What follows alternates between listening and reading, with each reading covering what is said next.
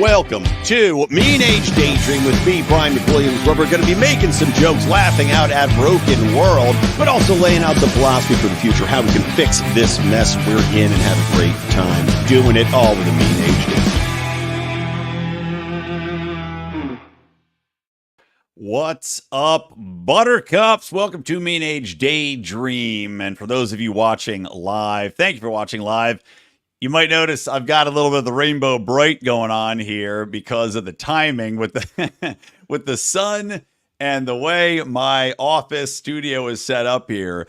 I've got window dressing here where my daughter used to be in this room. We renovated the house. I moved my office into her old room, and it has rainbow stuff like crystalline, pretty princess rainbow bright. It's like, I don't even know what you call it, like a decal in the window. It's a pain in the ass to peel it off. I'm not going to do it. So instead, I'm just going to sit here in the rainbow bliss that is my voice in your ears and my tired face because my kid still wakes up at 6 in the goddamn morning every morning. Anyway, welcome to the show, guys. It's good to be here. It's good to have you here. I wanted to talk about a couple things kicking off the start of the show. Number one is this Elon Musk story that just broke today from Matt Taibbi. Did I say that right? Probably not. I never say it right. But coming out of his reporting from Public, he had reported on an issue that just got leaked. And this is coming from the Center to Combat Online Hate, I think. Hold on. What's the exact name of it? It's the Center for Countering Digital Hate, which has formally stated within documents that have leaked, formally stated, and this is for months and months and months on its annual report, that its number one annual priority, number one, is to, quote, and this is a direct quote, kill Musk's Twitter. This is an organization working with the U.S., working with Amy Klobuchar's office. They're working with the U.K. and is closely tied with Keir Starmer, who now, of course, is the Prime Minister of the U.K. and who famously had cracked down on UK citizens for daring to post free discourse, free speech, to criticize immigration, anything regarding hate speech. Well, they're going to crack down on that, right? They're coming for your memes. Never mind all the violence, all the stabbings, all the, the issues that actually exist within the United Kingdom. So we're going to talk a little bit more about that story.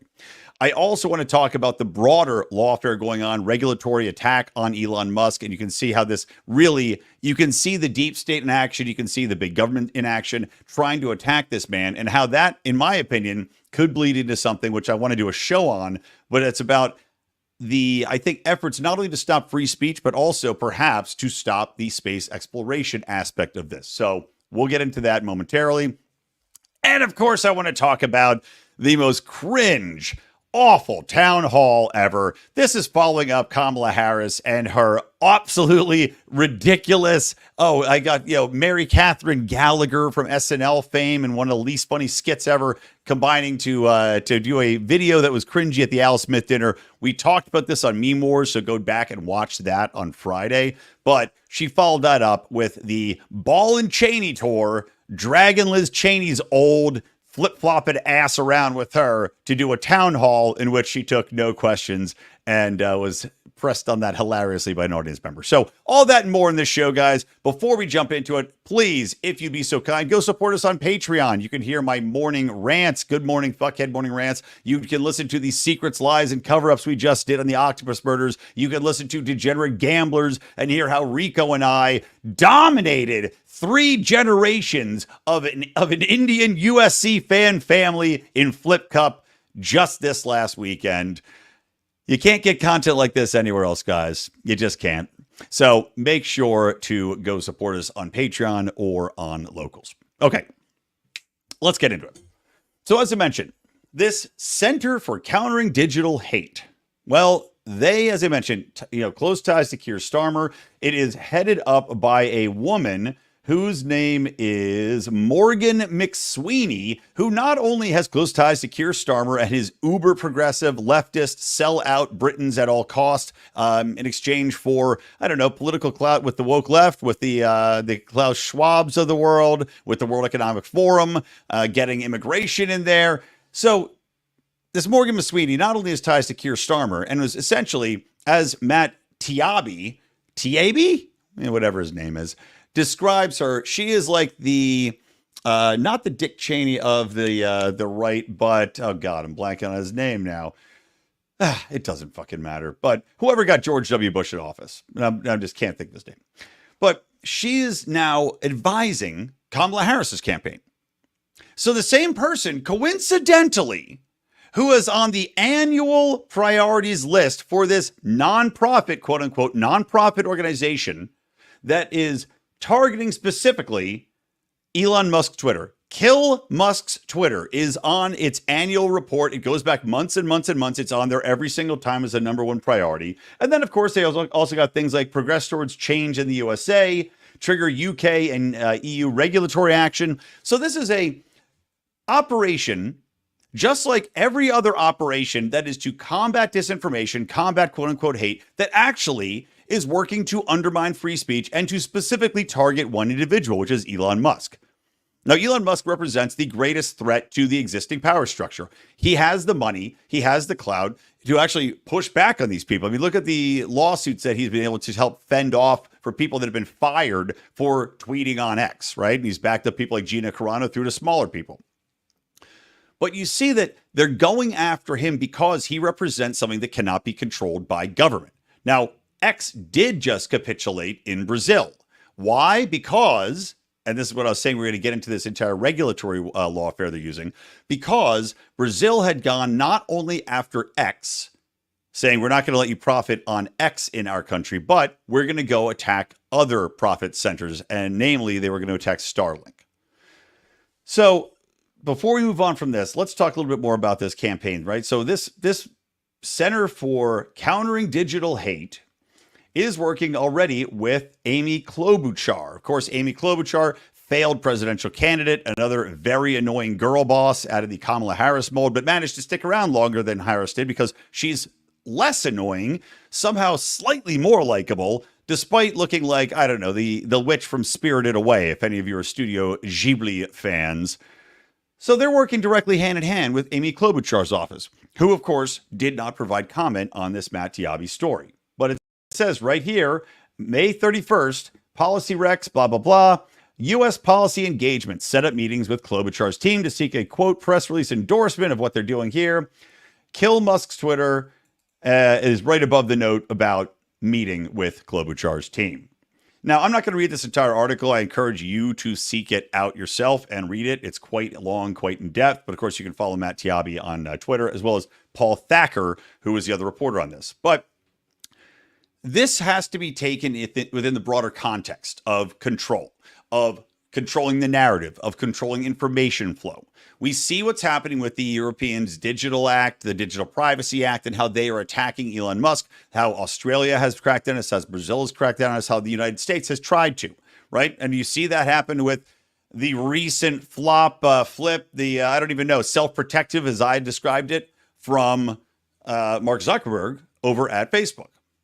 We see, because of the earlier Twitter files, how involved the FBI was. They had offices within Twitter, for fuck's sake, in pressing a narrative, in pressing for misinformation to be spread, while actually suppressing to the truth about the vaccines, the truth about the origins of COVID, the truth about whatever, basic election matters. I'm not saying that the Donald Trump stuff was true or false. There was too much information out there. Most of it was garbage from both sides. But regardless, the government had its hands heavily on the scales.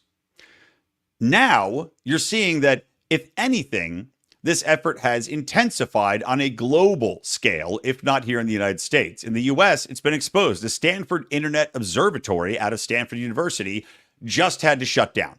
Thank God for that, right? Very recently, finally put to death. It was one of the linchpins in the global effort to, again, diagnose information and narratives the US government didn't want and suppress them under the guise of misinformation or hate speech. But now you're seeing this org work in conjunction with all of these others. And hold on, let me bring up a quick graph here that was very, very useful. And thanks to Jason Carrier, one of our listeners, too, pointing me to this. But this is shared from Jonathan Coram, is the investigation into all of these different factions. Let me share my screen here. so you guys can see it if you're watching the video. It's still going to be a little bit small, but so this is saying that these are the companies that Elon Musk is affiliated or owns that have been targeted by regulatory bodies in interviews, investigations, reviews, yada, yada, yada, right? Including safety of the Tesla cars and the environmental damage caused by rockets. So let's see. Tesla has been investigated by the Department of Transportation, the Department of Justice, the Department of Labor, the National Labor Relations Board, Equal Opportunity Communications Board, the Environmental Protection Agency, as well as, let's see, that's it for Tesla. We've got SpaceX being investigated by Transportation, Justice, Labor, the Department of the Interior. You've got the Environmental Protection Agency again looking into them, as well as the Federal Communications Team, because, of course, the launch of the Starlink communications and internet access satellites. So how about Neuralink? They're being investigated by the Transportation Department. Why? Find why? Neuralink, if there's one company, you would go, in what way does Neuralink travel? What does the Transportation Department have anything to do investigating Neuralink? Are they now, well, I mean, let's not forget that the U.S. government had defined, God, what was the exact term they used? They redefined what it meant for like national security based on what people in the United States were thinking. And this is absolutely true. I talked about it probably, God, it's got to be 8 months ago now, but they had redefined what that was as far as a national security issue. And this is why it was wrapped into all the bullshit they're doing with propagandization and psyops, basically psychological warfare against our population here. But is that what they're saying? Is the Department of Transportation looking into Neuralink because the speed of the neural links within your brain has to be under the speed limit? I mean, what possible fucking reason would the Department of Transportation have to find Neuralink? Anyway, the Department of Agriculture also Neuralink. Is this because of, I don't know, monkey testing? Is that that's the only reason I could think the Department of Agriculture would be involved with this. Then you go down to X, Securities and Exchange Commission. That's been well documented, how they're trying to get involved, trying to stop him from, getting proper payouts, trying to get involved with his shareholders. Then you also have the Federal Trade Communications Commission over oversight, consent, and decree coming after X. So all told, you've got 1, 2, 3, 4, 5, 6, 7, 8, 9, 10. 11 federal departments going after Elon Musk. And that's in this nation alone. This is not a coincidence. This is the vulnerability that they see in the man because he has so many different businesses. He has, and by the way, very successful businesses. Let's not forget. The man just had, one of the most mind-bogglingly impressive technological achievements of our era, where he actually caught a rocket on a tower with, I don't even know, a space arm, space clamps, whatever you want to call it. A reusable rocket. People thought this was impossible. SpaceX has been able to do it within 10 years and consistently is improving and improving and improving. It should be considered one of the marvels of our age. And yet you have the government attacking him. You have the media ignoring it. And you have them going after every one of his other businesses. Again, I cite Brazil as the cause. Brazil's trying to demonetize Starlink, which is why X ended up having to capitulate and bend the knee. So if there's anything that Musk actually has as an Achilles heel, it is his success across the board. And by extension, the government says, okay, and Joe Biden said it flat out, well, there's a lot of ways to go after him. We could go after him with this and that and the other. Well, they're doing it. They're doing it all. They're doing it all because he represents not only the greatest threat to communication, but also a threat in another way. And this is where I'm thinking, by extension, Tesla and its auto driving technology might be a threat to the automotive industry because you think about it this way, and I've thought of this before, as the self-driving car concept gets forwarded, and it's not just Tesla, like multiple outlets are testing this out, multiple companies. There's going to become a time where actually it blends into the World Economic Forum of you'll own nothing and be happy, where if you have a car that can be logged onto a system to self-drive, why would you own a car necessarily? You just simply lease or have a car, a rotating taxi system where they log onto a system, then they log back off. Or you buy a car and then you lease it out to people to use here and there, because if you're asleep, anybody else can log it onto the system. It goes, picks them up, and it comes back to your house. This would cripple the automotive industry. And we know the automotive industry, despite all the efforts, still is very powerful, despite the lobbying from assholes like Gavin Newsom against the fossil fuel aspect of it. The automotive industry still lines a lot of pockets. So that's one problem. And the second problem, look at it this way. If Elon Musk is successful, creating, a true outlet to go to the moon, to go to Mars, to escape the forces that be in the United States and globally here that control what we do, what we think, where we can go, what food we can grow, what food we can buy and imbibe, how we talk to each other, how we trade. If you can escape that, and it's looking like a very realistic possibility that is, tangibly possible, the government is going to try all the more harder, all the more vehemently to either hamstring him, to bring him in line, either to, I think, sabotage his efforts until something like NASA can catch up and become a government-sponsored exercise in interplanetary, colonization, mining, etc. We know the benefits, right? We're short on certain minerals. We're short on certain key elements that we need to create our electronics. That's what might lead to a new World War III. Well, if NASA can get to the moon first, better, set up a colony. Now the United States has got some jurisdiction there.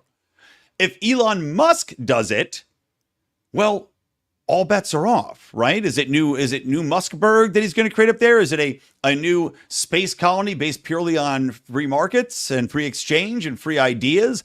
You tell me, but I'll tell you what, it's a very terrifying concept to everybody down here that makes a shitload of money controlling what we do, what we think, where we can go, and what we can do. And I don't think I'm being hyperbolic here when I say if there's one thing that might get Elon Musk killed, it's that. It's providing that escape route, finding an alternative, a viable alternative to what we've got going on down here, just as it's getting fucked in the ass, because as I said, the economic dependency on a global level with all of these markets intertwined, all based on fiat currency, all doing the same Ponzi scheme, inevitably is going to collapse. It's just a matter of time, folks. And Elon Musk presents a really big threat to that. So, something to think about. Okay, let's move on from the muskiness of this conversation, and let's talk a little bit more about what's going on with Kamala Harris. So, KH, as I like to call her, good friends call her KH. Well, she's decided not only that it's a great idea to embrace the endorsement of Dick Cheyney, famously shot his friend in the face, Dick Cheyney, and is notably one of the biggest pieces of shit ever to grace the political scene. Dick Cheyney, who, of course, vice president, completely complicit in all of the lies being told, complicit in murder, complicit in the robbery of American treasuries as much as any man that has ever lived. And really somebody that was, of course, despised by the left back when the left stood for anything. Back when they had any morals whatsoever, he was absolutely hated by the left. So now Dick Cheyney comes out and says, well, I support Kamala Harris. And they're touting this unironically as a great thing. And leftists are using this as a way to say, oh, you see, Dick Cheyney, even a piece of shit like Dick Cheyney hates Donald Trump. And they don't see this. They see this because it's like the blinders on, the black-white vision of this good and evil. And the enemy of my enemy is my friend, right, is the only thing these people could think. Not that they're the enemy of Trump because, and again, not to give Trump too much credit because he didn't drain shit for shit from the swamp. But I'm hoping that at this point, maybe if he gets elected, he would. But let's just play devil's advocate here. You don't think that maybe Dick Cheyney, who is the swampiest creature that's ever lived, with interest in keeping the deep state active and keeping the power play for the elites, all the dark money coming in and out, all the money from the military industrial complex, all the money from whatever payola schemes you have out there, you don't think that he has certain interests in supporting the candidate that's going to go along to get along? Going along to get along has defined Kamala Harris's career. For fuck's sake, she slept her way into her position. And yet, somehow, we're supposed to believe that she's the beacon of honesty. I mean, that's what makes this Donald Trump thing hilarious. Hilarious. In that you've got Trump out there going to McDonald's. And look, give him credit for a fantastic publicity stunt. And it's hilarious, by the way, that Newsweek, which I'll give Newsweek credit, they at least have done decent interviews with us as libertarians, right? They will talk to Angela. They'll publish her bylines. Great. I have more respect for Newsweek than I do for a lot of publications. But they published an article debunking that Donald Trump just randomly showed up to McDonald's and were rightly pilloried online. I mean, I myself tweeted, I was like, so wait, you're telling me, not just Donald Trump, you're telling me that a man just can't jump the counter and start making burgers and fries for everybody? I mean, what? Everybody knows this. It's ridiculous. It's not a self-serve ice cream machine at a buffet when you go to McDonald's. You have to work there or have it staged or set up to be able to do it. But it was a brilliant maneuver because it draws attention to the fact that Kamala Harris is a liar and will go along to get along and will take any endorsement or give any endorsement or say anything that it needs to be said to get what she wants. She made up a story about working at McDonald's. It's not verified because it can't be verified because she's full of shit. She grew up in Canada, but supposedly was in California when she worked there. Let me tell you, I can tell you exactly where I worked when I was 16. It's at Yardley Country Club in Bucks County, Pennsylvania. There are tax records for it because it's a business. I worked there. I had to declare taxes. You're telling me Kamala Harris can't pull up a tax record from McDonald's? She doesn't know where it is, doesn't know the town, doesn't know the year. You know exactly. If you're working at a McDonald's, I promise you, it's not something that you just forget. Especially if you're a young kid. You always remember your first job, your second job. It's burned in your brain. It's when you start to become an adult. She's full of shit. She's a liar. Donald Trump, by doing this, really made a fantastic point of that. And also, it caused some funny memes. You know, I like that Donald Trump was immediately indicted in the city of New York for giving 7 chicken nuggets out in California in a meal instead of 6. That's good stuff. But the Cheneys, the most underhanded scum of the earth political creatures, these are the people, though, that not just Dick Cheney, but Liz Cheney. Liz Cheney, who, of course, famously went along with the charade of the January 6th Democrat trials, which was the most insane show trial joke slap in the face to Americans I've ever seen. The fact that it was aired, the fact that they did it, it actually backfired on them, which was predictable. You know, nobody watched it, number one. They live streamed this. If you remember, they did the entire January 6th trials and, whatever it was with their selectively edited footage. Nobody watched it. And then Donald Trump's numbers went up because people went, this is patent garbage. This is patent propaganda. Liz Cheney was complicit in all of that. She was like the show pony for the quote unquote Republican side of things in this January 6th show propaganda trial thing. And then she goes to run for Senate and gets blown out. Doors blown out. She's blown out harder than a porn star 30 years deep in the business. Liz Cheney had to crawl back on her hands and knees to the Democrats to try to remain relevant, which is exactly what she's done. And latching herself to Kamala Harris now is a pure exercise in desperation. And likewise, Kamala Harris trotting Liz Cheney out there is an even more desperate act. So what does Kamala do? She takes Liz Cheney and hosts a quote-unquote town hall. And I can't put town hall in big enough air quotes. A town hall, which I don't even know where it was hosted. I mean, it was streamed somewhere. I don't think it was aired on any major network that I can tell. Let me share this one. Oh, it was C-SPAN. There we go. So it was C-SPAN aired it. Whatever. Let's see hopefully my YouTube doesn't get docked for sharing a C-SPAN video. But this was shared by The Foo. And my God, number one, so let me preface this, and I don't have this clip handy. It was about 2 seconds long, so I wasn't going to dig it up and play it. But you've got Maria Shriver, who, of course, is Schwarzenegger's wife. Schwarzenegger, pretend Republican Schwarzenegger, who now has just gone completely eco-tarded. But she's hosting this town hall, and there is an audience, a small select audience, I'm sure, of hand-picked people that are uber pro Kamala Harris supporters. One of them on camera, this live, asks, "Are we going to be able to ask questions?" And Maria Shriver goes, No, we have some pre-selected questions that we're going to ask. Oh, yeah? Oh, okay. Pre-selected questions. Okay, so you're telling us straight out then, Kamala is going to be asked questions for which she has been prepped, which her team wrote, and for which she has responses, pre-prepared, memorized by rote. And that Liz Cheyney, the exact same thing. She's got this stuff memorized. They've coordinated beforehand. It's obviously a staged event. This is a propaganda show. But let me share this because it is pretty funny. The Foo had said, watch Liz Cheyney's face. She thinks Kamala is a moron, but now it's too late. She's all in. This is about 2 minutes long. We'll see. I may or may not share all of it, but it's really funny. It's really funny. Hold on. Let's get it going here. If I can just speak to what people are feeling. We cannot despair. We cannot despair. The nature of a democracy is such that I think there's a duality. On the one hand, there's an incredible strength when our democracy is intact. An incredible strength in what it does to protect the freedoms and rights of its people. Oh, there's great strength in that. And it is very fragile. It is only as strong as our will.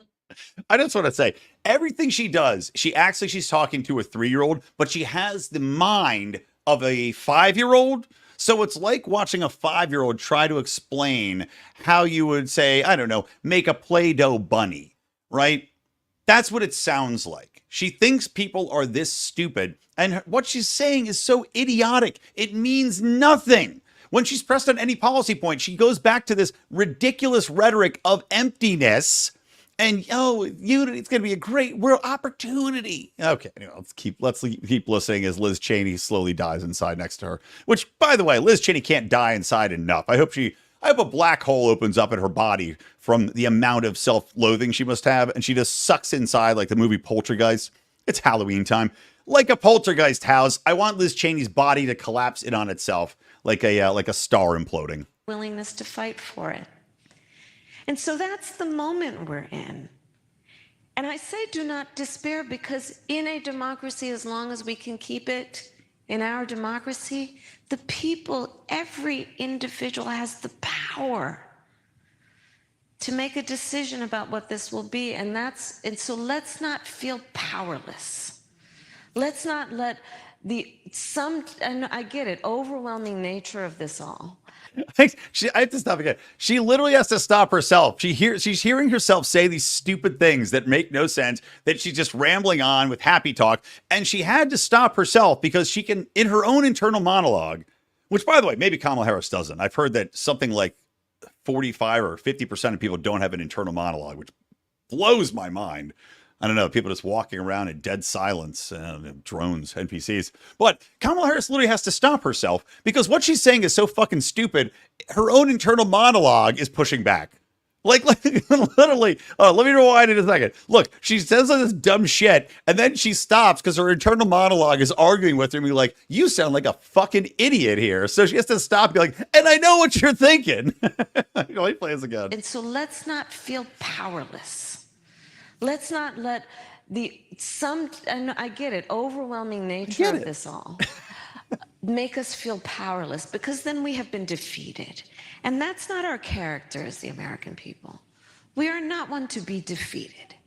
We rise to a moment, and we stand on broad shoulders of people who have fought this fight before for our country.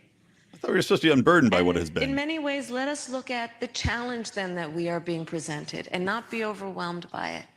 The baton is now in our hands to fight for, not against, but for this country we love. That's what we have the power to do. So let's own that. dare I say, be joyful in what we will do in the process of owning that, which is knowing that we can and will build community and coalitions and remind people that we're all in this together. Somebody get the fucking music, get the orchestra from the Academy Awards, from the Emmys, whoever, get them in there, play her off. For those of you just listening, the look on Liz Cheyney's face is hilarious. She literally looked into the camera and it looked like her eyes said, help me, listening to this idiot drone on. Let's hear the last 20 seconds. We've gone so deep in here, right? We're in this with Kamala. Kamala, ride or die. Let's hear the rest, baby. Finish it up. Let's not let the overwhelming nature of this strip us of our strength. That's how I feel about this. Maria Shriver, no clue what to say after that idiotic diatribe of nothing. Idiotic diatribe of nothing, 2024. And by the way, the funniest thing I've heard as of the last 24 hours at least, and the Libertarian Party tweeted this out. Good job to my man Dylan. I think probably tweeted this one, but could have been others. Could have been Will, if any of you are watching. Tweeted out Tim Walz, who, by the way, has, I think, set Kamala Harris's campaign back immensely. They are suffering with men, not just black men, right? Because Barack Obama, and again, go back to Meme Wars on Friday, because Rico and I talked about this, so I don't want to rehash it for those of you that might have missed that show, because I don't want to bore the people that did see it. But we played Barack Obama talking down to black men so horrifically that if it was a white man doing it, it would have been the greatest racial scandal in politics in the last 20 years. Basically telling them that they were misogynists and that the only reason a black man wouldn't vote for Kamala Harris is because they're scared of women and they're scared of, they're scared of what women represent. I mean, I was insulted as a very white man. I was insulted for these black men, and you could hear them there was like after he finished speaking. So they know there's a problem there. Tim Walz has been rolling out there on the I look fucking retarded shooting a gun tour, where he literally couldn't figure out how to load a shotgun and just looked like a person who shouldn't be permitted. Like, you're talking about red flag laws. The only way I'm for one red flag law, and it's for Tim Walz. That's it. One just for Tim.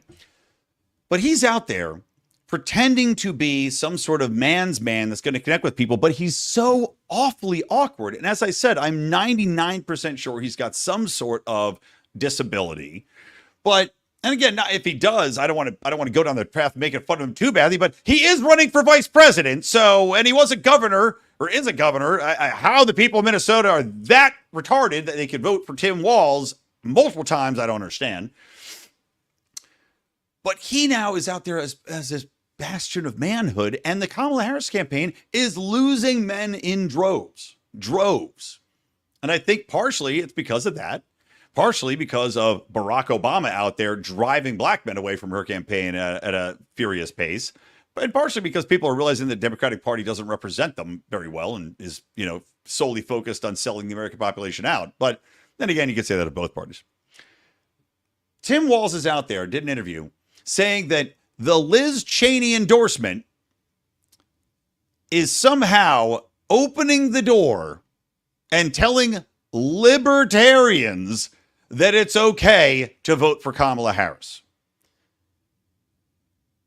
Now, if you're vice president and you literally have such little understanding of what libertarians stand for that you're willing to throw them in the bucket of thinking Liz Cheyney, who Angela McCardle, our chair, tweeted this out, libertarians view Liz Cheyney as a war criminal, same with her father, who should be in Gitmo. She's a piece of human garbage. Her father is a piece of human garbage. Libertarians understand that uniquely well, and we identify her as a cog in the machine that exists in her role for nepotistic purposes, exists in her role to forward the interests of the elite, of the machine, of the money-making, money printing process that exists around big government, big spending, big militaries, and kickbacks. No part of that is opening the door for libertarians. If anything, it triples down on those libertarians who might be considering voting for Trump over Chase Oliver. That's it. And by the way, to reiterate, gang, I am going to vote for Chase Oliver. I live in California. If you want to vote for Trump in a swing state, go for it. I understand your logic. But as I talked to a buddy of mine here in California, if you're not, even if you hate Trump, please vote for Chase Oliver because we need to have third-party alternatives. If nothing else, there's a time to send a message, and that time is now. You have to go down the route of voting for a third party. We need to get past 5% so we become major party status. Then we get funding. Then we can get into debates. So unclutch your pearls, pull your panties out of your asshole, and click Chase Oliver if you're not in a state where it's really going to make any sort of difference. Those of you that live in heavily blue states, Chase Oliver. Thank you. Or heavily red states. If you're in fucking Florida, Chase Oliver. It's going to go to Trump. Anyway. Okay. That was pretty much it, guys. I think I'll wrap on that. I think I've made my point here about the idiocy of the Harris campaign, never ending.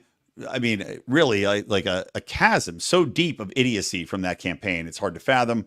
And really, to reiterate, Elon Musk represents so much more than just free speech here. As I said earlier in the program, if you're just joining late on the live stream, go back and watch. But Elon Musk represents such a threat to the government, not only in free speech, but in the way in which they govern us here on Earth.